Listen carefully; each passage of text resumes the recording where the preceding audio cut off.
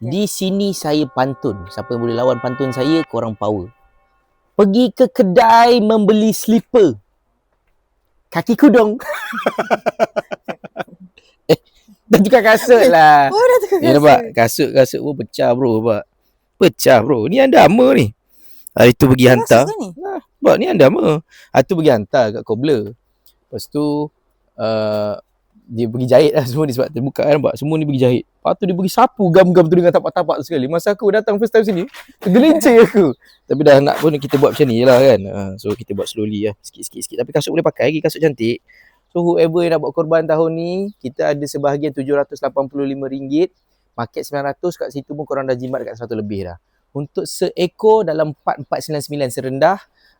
Kemudian kita akan uruskan daripada A sampai ke Z, sampai ke agihan. Agihan selalunya kita bagi dekat anak-anak yatim dan juga yang memerlukan lah. Kalau korang nak buat ibadah, korang boleh pergi dekat website kita. 3 minit je korang boleh settlekan from A to Z.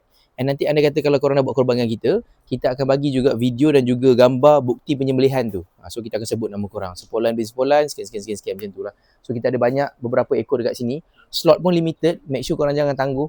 Sebab kita ada tinggal beberapa ekor saja yang tinggal. Yang ni ada 260 kilo, ada 300 kilo, ada yang 18,000 ringgit, ada yang 1,000 kilo. So kalau korang nak, contact kita sekarang.